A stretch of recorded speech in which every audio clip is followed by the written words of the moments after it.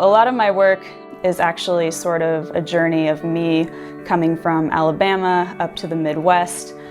There was a very different feeling like growing up in Alabama as a woman. And when I moved to Iowa, I kind of had a whole new idea of like, what I could be. And so I was kind of expanding my own thought, who am I supposed to be? How can I grow up? What parts of me am I allowed to show? And I think my work really steps this line of things that are very feminine and delicate, but also maybe a little more sexual in nature.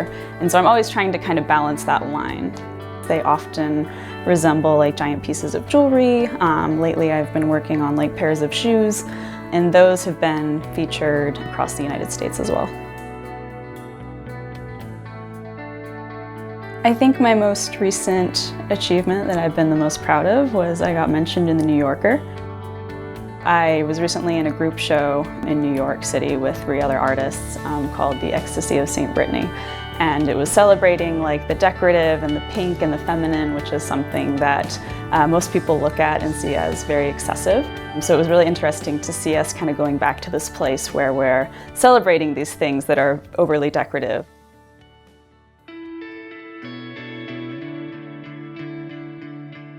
Lately, I have been traveling around the state of Iowa, as well as other states like Alabama, Florida, soon to be Arkansas, painting murals.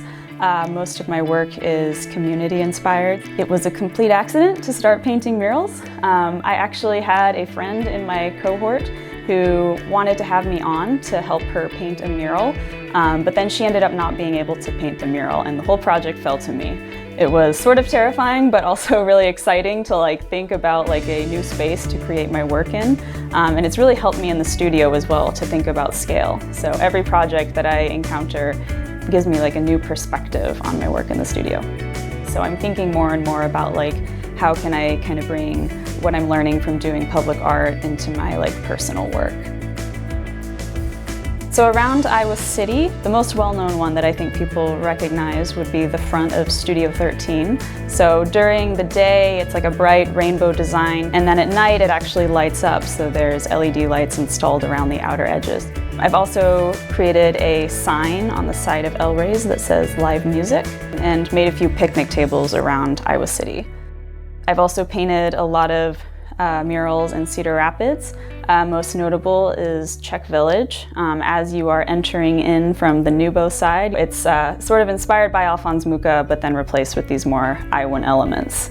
I've also done a project in Cedar Rapids on Green Square, which is right behind the Cedar Rapids Art Museum, and it's featuring the American Discovery Trail.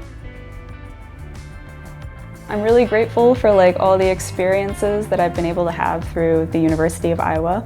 The Office of Outreach and Engagement really helped me with my career right now. I don't feel like I'm a starving artist. I feel like I'm an artist who's actually making money, and that's a really great feeling, and I hope to inspire other students in art to feel that way.